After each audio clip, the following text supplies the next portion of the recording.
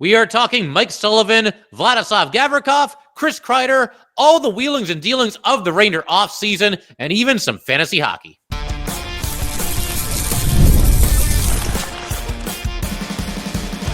You're Locked on the New York Rangers, your daily podcast on the New York Rangers. Part of the Locked On Podcast Network, your team every day.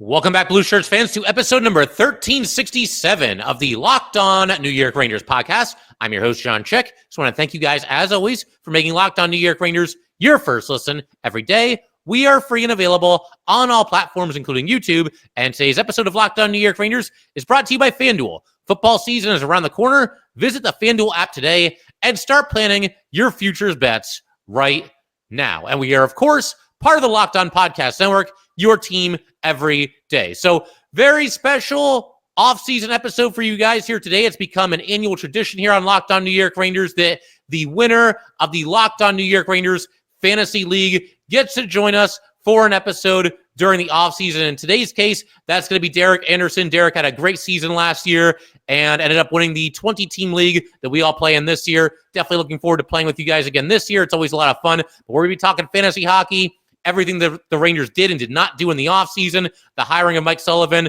the signing of Vladislav Gavrikov, the whole 9 yards. So sit back and enjoy our conversation with this year's fantasy hockey Locked On New York Rangers champion, Derek Anderson.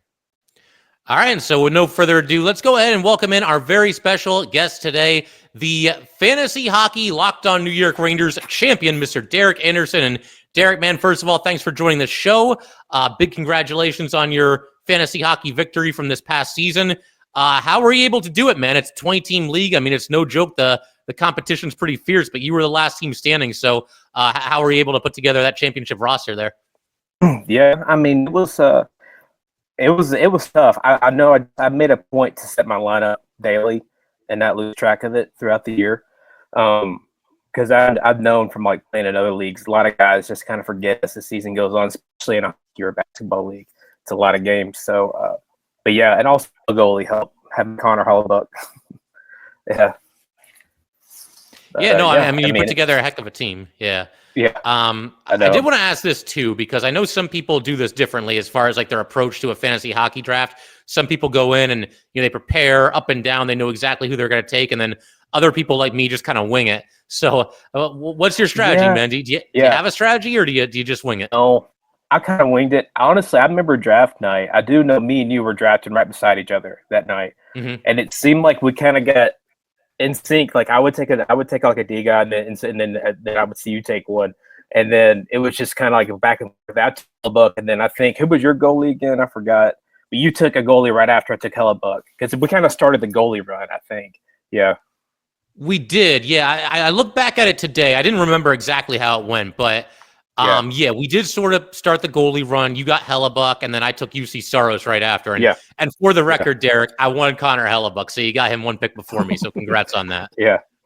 Well, it was between him or Igor. Like I tried not to take my fandom. I try to take the fan out of whenever I'm picking in any fantasy sport. So I was just trying to be, best player available. Which I love Igor, but Hellebuck's a beast in the regular season. So I think that was key. Yeah, no, that was a heck of a pick for sure. And I also wanted to ask you about your first round pick, because I don't know. I feel like where we were picking, I was 13, you were 14. And again, it's a 20-team league for anybody that might not be familiar with this. And that's kind of a tough spot to pick. Like if I'm going to pick that late, I'd almost rather pick 20th, because then I can get 2 picks in a row. But man, you made it work. I mean, 14th pick, you go with Elias Pettersson. Was he who you were targeting there? Did you have somebody else in mind, if you can remember that far back? Yeah, no, he was not, honestly. I was kind of hoping Panarin would fall. I remember that. I was hoping Panarin there, and when the group with a bunch of Rangers guys, that's not going to happen. And I wanted, I think it was Brady Tkachuk. I was wanting him a lot too. So, but yeah, and Patterson really didn't do a lot for me throughout the year. From what I can remember, he didn't have the greatest season. It was really just kind of like I was, staying on the waiver wire a lot, trying to build through that way. And I was really paying attention to the categories throughout the year, and seeing maybe kind of some hidden gems, like trying to find the guys who's getting a lot of hits and stuff. And I wanted Cooley there for a while. I put many trades to to the Cooley guy, but he was not budget at all. Yeah. Yeah, it's tough, man. It's tough being in a league full of Ranger fans because you and me, I mean, we ended up not taking any Rangers. Now, I had JT Miller in the first round, but he wasn't a Ranger at the start of the season. But you touched on that very quickly earlier. I mean, are there certain Ranger players that you're looking at, or do you just kind of say like, well, I'm in a league with all Ranger fans, maybe just don't worry about the Rangers? What's kind of the philosophy there? Yeah, that's kind of it. I mean, like if Panarin was there, obviously being at 14, you said, like, that would have been a value, I think. Especially like to Igor, like I said, it's between Igor at goalie, but I just ended up going with Hellebuck just because, honestly, this was my first year playing like fantasy hockey, like in big league like this, with a lot of guys. I've played like 10-team leagues and stuff like that in the past. Like this is like the first time, and I actually think I emailed you like 2 years ago, I believe, to get on the waiting list for this, so it was kind of I waited a little while to join, but it was worth it. It was a lot of fun. I mean, I loved it. I'm hooked on it now, honestly. Yeah, it's a ton of fun, and I feel like the more the merrier. We have a lot of fun in the group chat and everything. I do have to get a little bit more active in there this upcoming season, I think, but it's a good group of people, and and if you can believe it, I think we're already up to, I think the number is 15 people are coming back from last season, so there's only a couple spots open for new players, but nice. Yeah, definitely looking forward to it. Now, without giving away any, too many of your tricks or whatever, I mean, do you have any strategy going into this upcoming season? Is there anything you're looking to do as far as what you're willing to reveal? Not really. I was kind of curious about, it all depends on the draft order, honestly. So how will are you going to do like a randomize, or will it be off the previous like standings? Yeah, no, we're gonna go random. Okay. That's actually an interesting idea though. Like I could do that one year where I'm not gonna do it this year because we didn't announce that, but like whoever came in last gets the first pick, just to make it interesting. But then again, then you'll have people tanking for Connor McDavid, so I don't know if we want that either. I know. But it's food for thought, yeah. Right. Yeah. But yeah, it just depends on my spot this year and where I draft. Like hopefully if I'm not first or in that first 2 or 3, I'd rather be towards the back end to where I can get kind of stack up on the turn. I think that is, in any fantasy league, that's a good spot to be in around the turn. I think so too. One other question I'll throw out there, because I've toyed with this idea too, but I think it's like making things a little too complicated. Have you ever done an auction draft in fantasy where you have like a fake amount of money and you bid on players? I have in football, like doing mock drafts and stuff, but I've never done an actual real auction draft. I have a friend of mine, actually, we were talking today. He's doing an auction draft in fantasy football Sunday, and I was like, I have no idea. I don't know what to tell you, dude. I don't know what anybody's worth is in that stuff. So it's just, I think it would be interesting to do. I honestly like the idea of like a dynasty format. If you could get like a group of guys that is committed, that to me, I would like that. But unfortunately for fantasy hockey, like there's just not many good platforms for that. You have Fantrax, but it's not I'm not a fan of their app, really. If ESPN or Sleeper, whatever, do hockey, it would be lights out because they have the best fantasy platform by far. But yeah, something like that would be cool, or even like a keeper league would be sweet too. I think you could do that at ESPN for sure. We'll keep our options open for sure. Maybe we'll put it to the league and people can vote on it, and any changes they want to make, we'll see what happens there. But maybe for this year we'll stick with the stick with the redraft. Yeah, it's coming up pretty quick here this season. Before you know it, we'll all be drafting. So good stuff. So in just a second, we obviously got to talk some Ranger hockey. Want to shift our attention to basically the Rangers overhauling their roster in the last year or so here, however long it's been, and get your thoughts on that, Derek. And we're going to do all that fun stuff in just a second.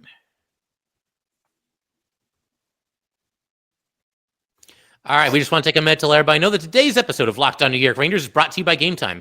Have you ever decided at the last minute to head to a ball game with friends or family? Maybe it's game day and you suddenly realize you want to be in the stands. That's exactly where Gametime comes in.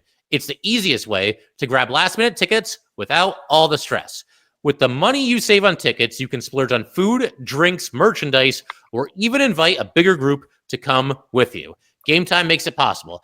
Gametime makes buying tickets fast and simple. Prices on the app actually drop the closer you get to the first pitch, and they've got incredible last-minute deals, clear seat views, and a lowest price guarantee that takes the worry out of buying.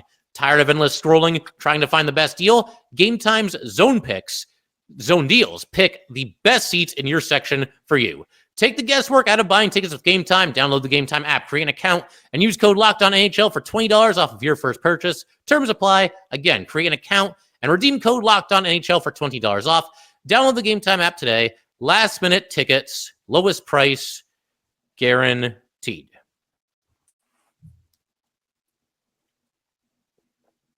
All right, let's go ahead and keep everything rolling here on Locked On New York Rangers. We are, of course, joined by Derek Anderson, the 2024-2025 Locked On Rangers Fantasy League champion. And Derek, we got to switch our attention to the real world now, the actual literal Rangers, and basically just this complete overhaul that they've done with their roster the last year or so here, however long it's been.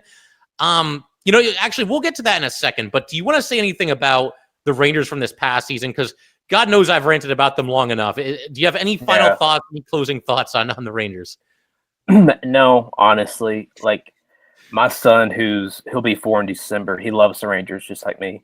And the other day we were trying to find a game because, like, my buddy, I live in North Carolina, by the way, and one of my good friends is a Canes fan. So every time we FaceTime, whatever, he's always trying to get him to say, "Go Canes," And the Canes were on TV. They were playing a rerun. I'm like, "Nah, we got to find a Rangers game." And it took me forever on ESPN Plus to find a decent Rangers game that I knew would be enjoyable to watch, and it was just painful in all ways. We even went to New York last December, and we were there for the Devils game, and gosh, I wish we weren't, because that was a 5-1 blowout. I mean, it was terrible. But no, it was the bright spot was Will Cooley for me, which actually that trip I got to meet Will Cooley that weekend. He was doing a meet and greet at Mustang Sally, so I was able to meet him and get his autograph and all that stuff, which was really cool. So that was, I mean, other than watching Cooley play, and I like the JT signing, and I like them locking up Igor long term. I know that was kind of a hot topic, but I think that was great long term for having him. But really, everything else was pretty bad. It really was. You mentioned you have a 4-year-old son. I actually have a 3-year-old daughter. So I'm wondering, man, like, what was your son's first jersey? Have you decked him out in all the Ranger gear and whatnot? Oh yeah, it was a Panarin 10. Yeah, I mean it was the home blue was his first one, and then when we went to New York this year, I got him an Igor, the third edition, the third jerseys, because he loves being a goalie. We play hockey all the time at the house, and he just wants to be Igor, so which is funny. So I got him Igor jersey, and then hopefully we get like Cooley. I'd like to get him a Cooley jersey at some point. That'd be sweet when he gets a little older. You always want to invest in the players that you feel like are going to be here for a long time. And I think Will Cooley, very, very good chance that he's here for the long haul. I just don't think the Rangers are going to let him get away. Unless it's for a crazy deal or for somebody, but yeah, I think he's here to stay. Yeah, I think so too. We need more Will Cooleys, not less of them for sure. For sure. So I wanted to ask you obviously about Chris Kreider. For a lot of Ranger fans, there's Ranger fans that are young enough, or they're into the sport recently enough where they don't really know the Rangers without Kreider. I mean, he's been here for a decade and a half, and obviously tough season this past year, and the trade goes through. He's now an Anaheim Duck. But just your thoughts on Kreider, his entire tenure with the Rangers, and your thoughts on the trade as well. Yeah, that was a tough one, for anybody. I mean, even like non-Rangers fans that that I'm friends with, they were all like, "Man, that was a big loss." I'm like, "Yeah, I mean, he was huge for many years." Like I remember last year I was in Carolina when he, whenever he had his big hat trick and all that stuff. I mean, that was crazy. That was and just what he brought to the team, his leadership. Always respected. Always loved how he was the last guy off the ice. Those were always really cool moments to see, regardless of what had happened in the game. He was always standing there, and I always thought that was cool. So yeah, I mean, that's a tough one. But I understand the move. I do. I think it was probably good. Although I am curious as to see what he looks like fully healthy this year, with the Ducks. I think he still will be a big asset for them, in their future. They're moving forward. Yeah, the Ducks are a team that I think like if Ranger fans are going to have sort of like a Western Conference team, I could see it maybe being them. Yeah. I mean, they're kind of an exciting team. There's a bunch of former Rangers there, and everything else being equal, I think most Ranger fans want success for Kreider. I mean, you can, and you touch on this too, Derek, but you can kind of acknowledge that it was probably time for this to happen, and also be a little bit sad about it because yeah, I mean, Kreider, we all want him to get the Stanley Cup, and he's been through all these different eras of Ranger hockey, and it's still surreal just thinking of him as an Anaheim Duck as anything other than a Ranger. Yeah, for real. I thought he was going to retire here, honestly. I mean, I really did. But I know that the topic of Ernest was kind of, a big talking point there for a while. And I think he still should. I mean, he's done enough, I believe. Even off the ice, his for what he's done for the community. I mean, it's been great. So a lot of respect for Kreider.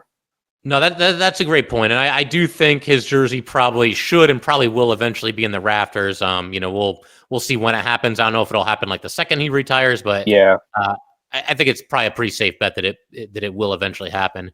Another former Ranger. Now he wasn't here quite as long as Chris Kreider, but K'Andre Miller had been here for half a decade, if you can somehow believe that, and a lot of speculation that they're going to look to trade him in the offseason, and they do, and they get a first rounder, a second rounder, and Scott Morrow. I'm one of many Ranger fans that I was kind of down on Miller this past season, but what are your thoughts on K'Andre Miller? Did you want them to trade him, or would you have liked to have seen them extend him and keep him around for a while? I like the trade. I don't like where he went, to be honest. I would have rather seen him, out west or somewhere.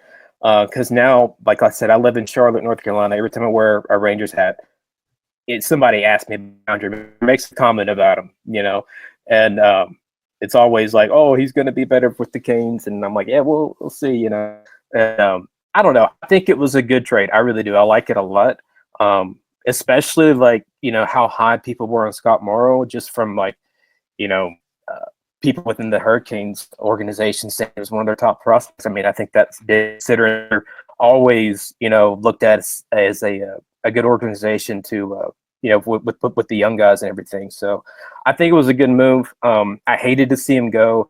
There was a time, I remember listening to an episode a couple years ago, you were like talking about Miller, about like being a budding superstar. And like he was, I thought he was there. I thought he was about to be just to take off, I'll never forget the Dallas game. When he had that, what was it, 0.9, when he scored with like 0.9 seconds left, and then Fox, won in overtime. I mean, that was crazy. And I was right there with you too. Yeah, was this supposed to pull the trigger on this jersey around that time? I never did, but yeah, I mean, it stinks that it didn't work out. But I think it'll be better for both in the long run. I do. Yeah. Yeah, we'll see what happens. I mean, because I'm with you, man. I mean, 2 years into his career, I would have signed up for like a decade with this guy, and then we'll take it from there. And like you said, it just didn't work out. Things kind of went backwards, and next thing you know, he's traded to a division rival. But they do bring in another defenseman, in part to replace K'Andre Miller. That'll be Vladislav Gavrikov. And, at first I was kind of about this. I just felt like it was going to be a reach to whatever team went out and signed him for the contract that he was going to get. But he is a steady, consistent player. I've kind of talked myself into it a little bit. Where do you stand with Gavrikov? I mean, do you like this signing, or would you have liked to have seen the Rangers maybe try something else this offseason? No, I like it. I mean, considering the options and what was going on, I think that was a great move. And it also says a lot about the team. When he was willing to take less money to come to here, when you saw other contracts, being handed out around that time for players that were probably, lesser caliber than him making. I think it was a good bargain. Not a big fan of the move deals with any trade. I mean, that's just something that seems like a standard with Rangers contracts. But other than that, I mean, I think it was a great deal. And I am curious as to see what him and Fox look like, together. If that is the pair, everybody, we don't know what the lines will be on all the deep pairings. So it'll be interesting to see what that looks like going forward. But yeah, I would like to see them revamp all the D-men. I'm not a big Susie guy, like, at all. I don't get it, really. And I don't know. I would rather see Vakanainen, honestly, than him, and put Scott Morrow in there, really. Yeah, the one thing I'll throw out there, because like I did not like what I saw from Susie last season at all. I don't think too many Ranger fans did, but he did. The only thing I'll say in his very slight defense, and I want to get your thoughts on this too, Derek, is I mean he basically walked into a dumpster fire last season. You know the team was a mess. Do we just give him a clean slate and say, hey, I mean he's been a good defenseman at times in the past. I mean, any hope for Susie, or are you completely Yeah, I mean, yeah, I would. I mean, for sure. Yeah, to start the year, I mean, I think everybody deserves a clean slate to start the season. You know, especially with Sullivan coming in, it'll be interesting to see how everybody looks like. But yeah, I mean, I wouldn't be as patient as Laviolette was. You know, I would cut bait a lot sooner and move on and not get hung up on thinking this is going to work. This is what's going to be. You know, and make a decision faster, honestly, because I'd give him some run, and then if it doesn't work, then it's time to move on and try other things. You know. Amen. You know, I'm totally with you on that. Yeah. So we're gonna keep everything rolling in just a second. Derek and I are gonna continue talking about the Rangers. Gonna talk Mike Sullivan, the next Ranger captain, some other things as well. We'll do all that fun stuff in just a second. All right, we just want to take a minute to let everybody know that today's episode of Locked On New York Rangers is brought to you by FanDuel. August 26th is officially FanDuel Futures Day, a brand new holiday for football fans who live for bold predictions and preseason hunches. For just 24 hours, FanDuel is giving you deals on NFL season predictions. So whether you're calling your MVP, eyeing a long shot division winner, or you're ready to crown your Super Bowl champ before week 1 even kicks off, this is your moment. Visit the FanDuel app today and start playing your futures bets right now, because Futures Day is one day and one day only. FanDuel, play your game. All right, we are talking with Derek Anderson, last year's Locked On New York Rangers fantasy hockey champion, and we are going to wrap up today's episode by talking about a couple of different hot button topics with the Rangers. The first one, of course, being Mike Sullivan. And Derek, definitely want to get your thoughts on Sullivan, because this is another move that I think has kind of split the fan base. On one hand, instant success with Pittsburgh. We're hoping for similar results with the Rangers. On the other hand, it's kind of gone south in recent seasons for the Penguins. It's not all on Sullivan, but you know it hasn't been a good team recently. So just your thoughts, man. Did you like the Sullivan hiring, or would you prefer the Rangers go in a different direction? Oh yeah, for sure. I liked it. I think it was a great move at the time, and still, I mean, I think he'll be good for the Rangers going forward. And you know, I heard a lot of people say the same thing about Pittsburgh, and you know that Sullivan kind of ran his course there.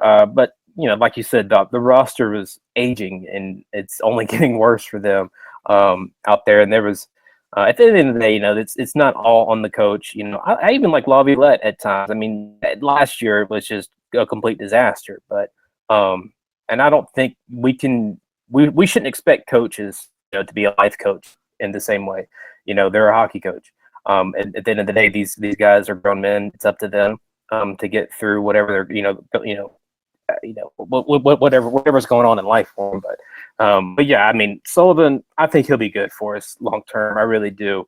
I'm excited to see what he does with the young guys and how he handles the whole, you know, Perot offense situation.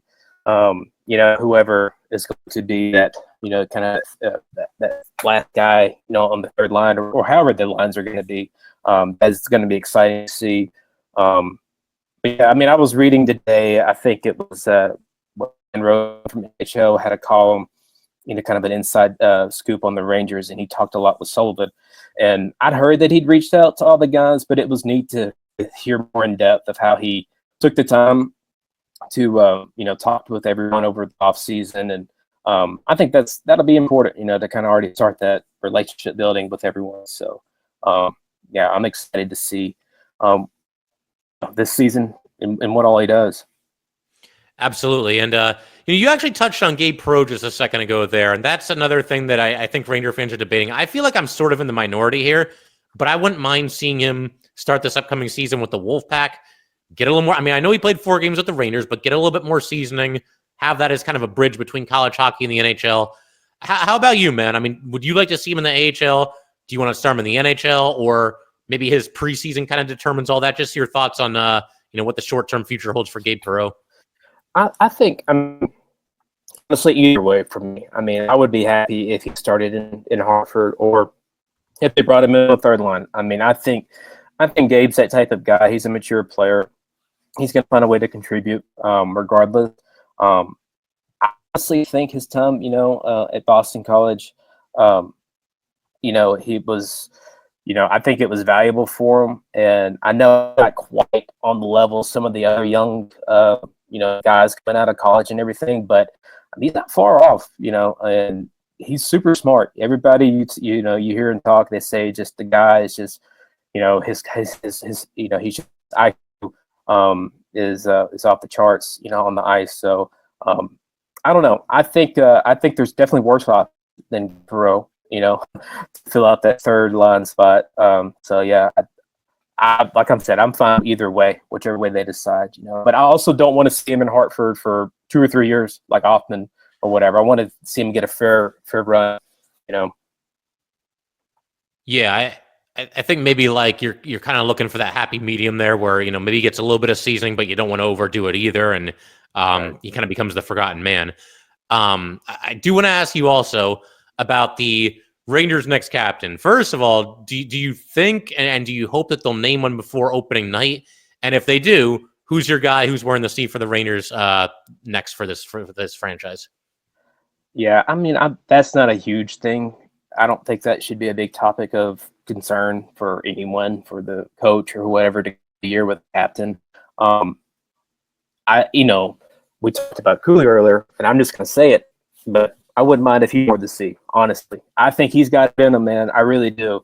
I'm a big Cooley guy, and I know that was just 1 year, but, I've watched enough to tell a guy, especially how he carries himself on the ice and off the ice. He just strikes me as that guy that could captain a team like the Rangers. I really think he could be someone like that.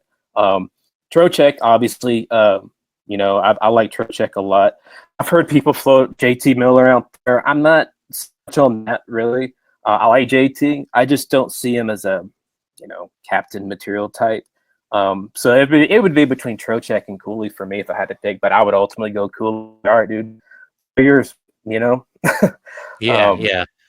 Well, it's funny because we've mentioned Cooley a couple of times, and I'll say this right now. I don't know if it'll happen this upcoming season, but I do think he's a long-term Ranger, and I will be stunned if he's not wearing a letter at some point, whether he's the captain or at the very least an alternate. Because, like you said, man, the way he carries himself, his brand of hockey, I just think it's exactly what the Rangers need right now.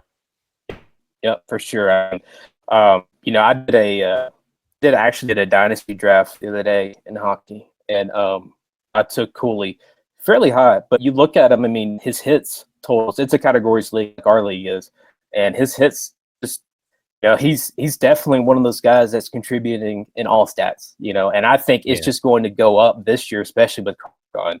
I don't think he'll fit that role seamlessly, but I think he definitely can kind of give you a little what Kreider had, at times. And you probably recall like there was clips of like him and Kreider working around the net and all that stuff. And I think he's in the makings of being definitely just a hard nosed guy. Getting those 30 goals and laying some big hits. That's who he is. He's not a flat guy, but I honestly like that style of hockey. I like just that hard nosed style of hockey. So. Definitely excited for him.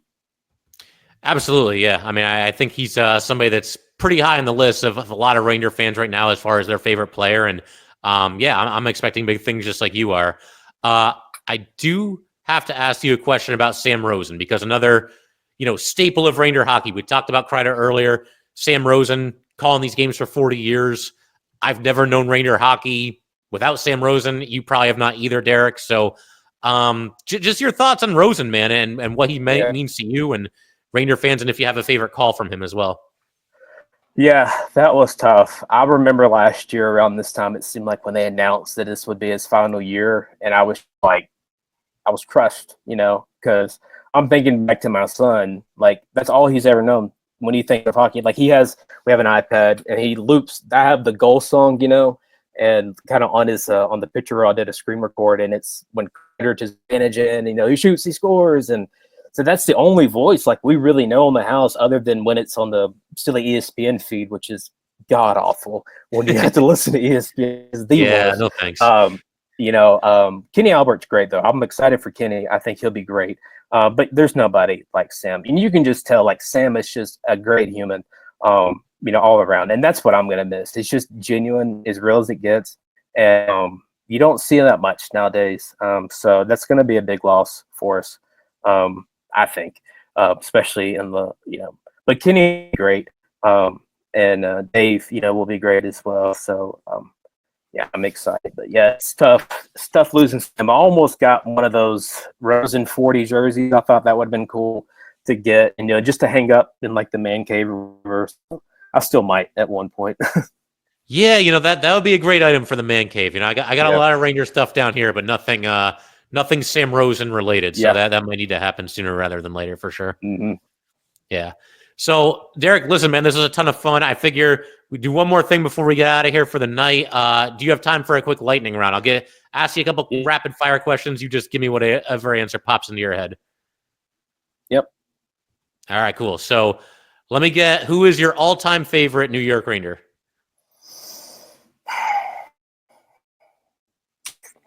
Igor. I'm doing it. I don't care. I mean, he's in it for the long run. That's it. Yeah. I like it, man. I like it. I was going to actually ask you what your favorite current Ranger is. So since it is a current Ranger, I'll give you another one. Who's your second favorite Ranger of all time? Current or not current? Mark Messier for sure. Yeah, Mark. I mean, he would be close number one, but I love Mess. He's great. Yeah, it's hard to imagine that Stanley Cup happening without him being here. I mean, not just the play on the ice, but obviously being the driving the force off the ice and the leadership and everything. I mean, you can't say enough about him. Yeah. Yeah. Favorite moment in Rangers history, but we're going to exclude the Rangers winning the Cup in 1994 because that's just too obvious. Yeah, I was actually like about to turn 5 at that time, so I don't really remember it too much. I don't know. I'll just probably stuff that I've actually witnessed in person. I was when Panarin. I know the Kreider thing. When Panarin had that overturner in Carolina last year, that was just I blacked out. Honestly, that was just insane when that happened. That has to be pretty high on my list. Just because I remember asking my buddy, like, who was that? Who scored it? But he was a Kings fan. He was like, he was like, dude, don't even start. And I'm like, man, but that's up there. When Mika scored, that goal was sort of out of nowhere. Like it was from such a sharp angle, and it was like, oh my god, it's in the net, right? Like that was kind of the reaction for that one, right? For sure. In the crowd, I mean, it's in Carolina. It just got quiet, and then all of a sudden, I just Aaron doing this little, kick in there, and I'm like, what the heck, And it was awesome. But that and the Mika when he scored 5, that was pretty awesome. Because I was a huge Mika guy. When that shortly after that, I was like, oh yeah, I mean, this is the real which he is, and that's another topic we could talk about for hours. But I'm hoping big things from Mika this year. I'm still not out on it. I think it's still in there somewhere. He's just got to overcome it. Yeah, I did see something today, and you referenced it earlier in our conversation here, but, Mike Sullivan recently, I guess, gave an interview. I was kind of getting caught up on that before we hit record here, but it sounds like they're leaning toward Mika staying on the wing with JT Miller, and dude, I am all for that. Like, Mika's game went up significantly when he started playing with JT Miller. Are you on board with that as well? Oh, yeah, for sure. And it's honestly, like, when they're both on the ice, they're kind of like a hybrid center anyways. I mean, like they can both play it, at the same time, depending, just because they're fitting in that role. But yeah, Mika, he was great playing with JT there, especially, towards the end of the year like that. All for it, for sure. Absolutely. So favorite hockey movie, do you have one? Miracle, and it's got to be the Mighty Ducks, because I was growing up during that era. That's what kind of got me hooked on it all. And being a Rangers fan at the time, Wayne Gretzky, the best player in the world, he was on the Rangers. So it's just, that's why I'm always a fan. And it started because of those movies. And then I'm actually from Nashville, Tennessee. And at the time we didn't have the Predators, but I was always liked Wayne. And so there was no looking back. Gotcha. How about a favorite hockey video game? I don't know if you game at all or whatever, but I don't game a whole lot. Yeah. No, I mean, I play. I do have the games on PlayStation, but I never played. I let my son play. Sometimes, we'll do the Rangers versus the Charlotte Checkers. They're the AHL team here, so that's kind of cool. Yeah, and we'll do that. It's fun how you can do that. Only in the video games, right? Yeah. Mm-hmm. But that's cool. Favorite sport other than hockey? Do you have one?